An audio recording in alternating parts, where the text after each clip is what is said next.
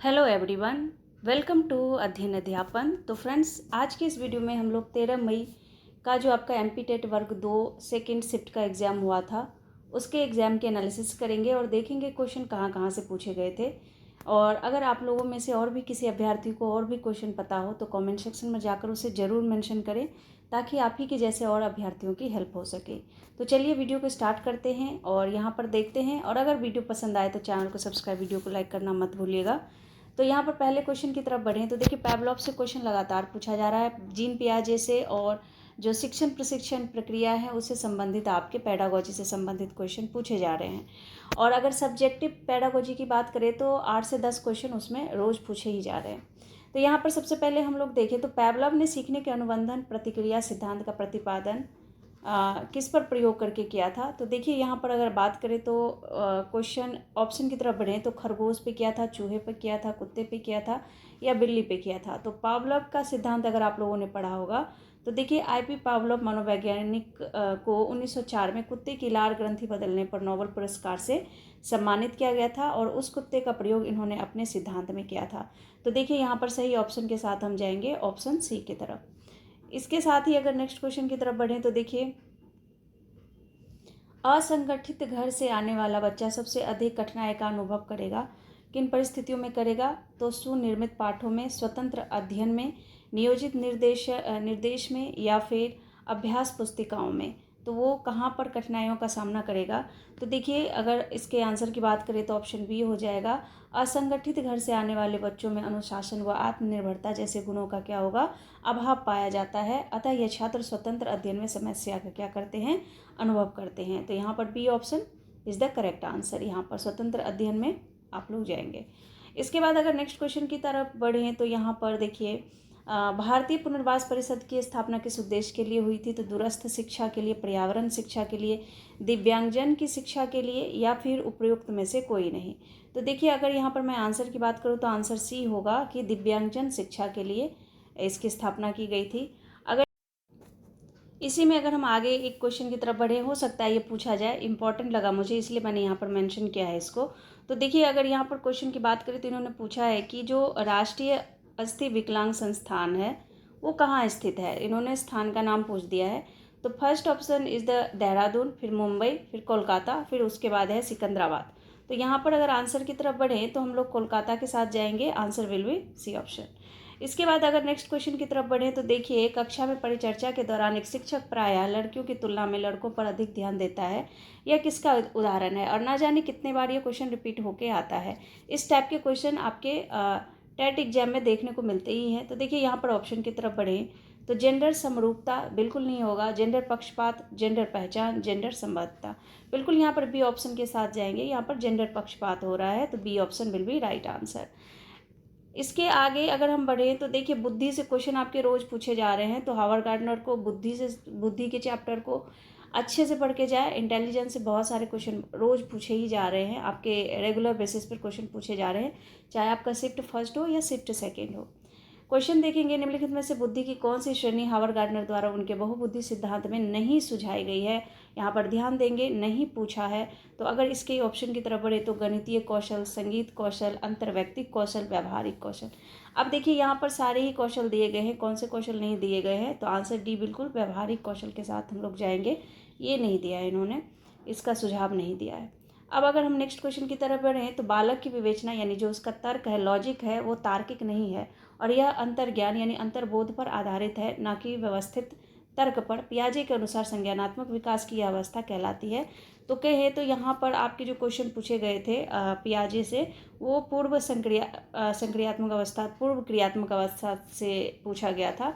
तो पहला ऑप्शन देखें तो संवेदीगामक काल, फिर है पूर्व क्रियात्मक काल, फिर मूर्त क्रियात्मक काल और उसके बाद औपचारिक क्रियात्मक काल। यहाँ पर इसको आप अमूर्त क्रियात्मक काल भी पढ़ सकते हैं।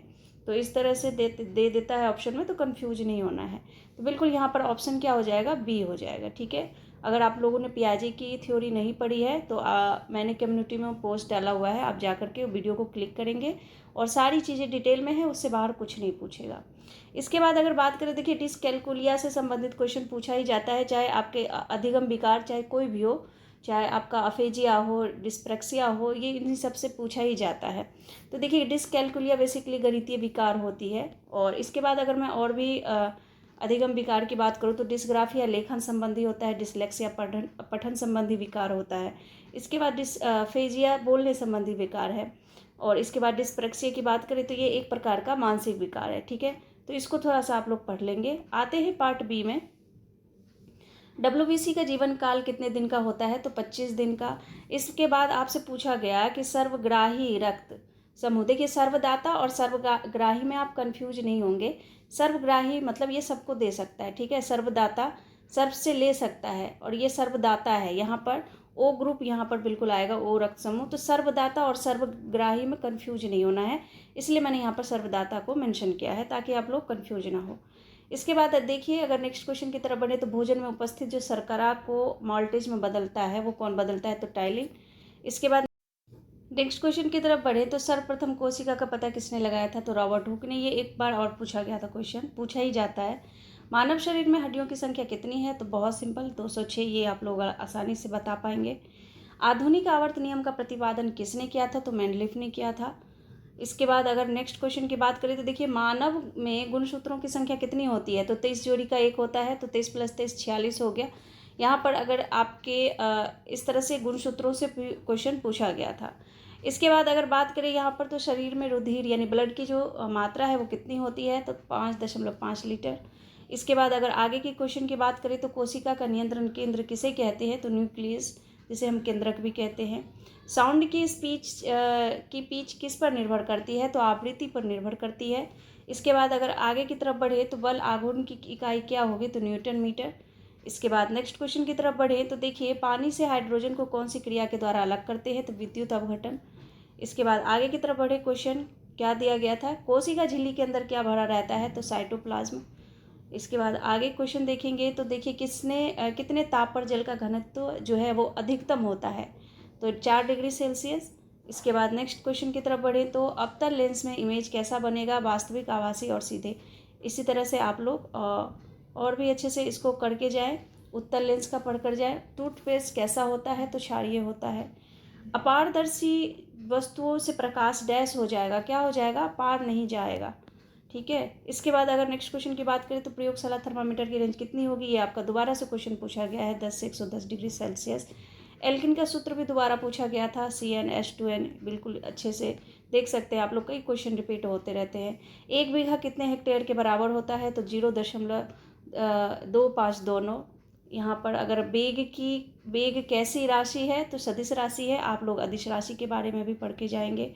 इसके बाद अगर मैं यहाँ पर बता दूँ कि सदिश राशि के उदाहरण तो बेग, बल और संवेग ये आएंगे इसके अंतर्गत। ये मैंने ऐसे उदाहरण के लिए ऐड किया है यहाँ पर। त्वरण का SI मात्रक क्या होगा? तो मीटर प्रति सेकेंड। इसके बाद अगर बात करें तो देखिए बंदर तथा चिंपैंजी में कितने क्रोमोसोम पाए जाते हैं? तो 24 जोड़े होते हैं इसमें। आगे की तरफ बढ़े तो मनुष्य में अगर मनुष्य का पूछ दे तो 23 जोड़ी, ये मैंने आपको ऊपर बता ही दिया था। इसके बाद देखिए GK की क्वेश्चन की बात करें तो केंद्रीय जल संसाधन मंत्री कौन है? गजेंद्र सिंह शेखावत। आपका इस तरह से क्वेश्चन पूछा गया था। और एक मेघा परमार का संबंध किससे है? ये पूछा गया था, तो ये पर्वतारोही हैं। इसके बाद अगर क्वेश्चन की बात करें तो प्रधानमंत्री जनधन योजना कब लागू हुई थी? 28 अगस्त 2014 को।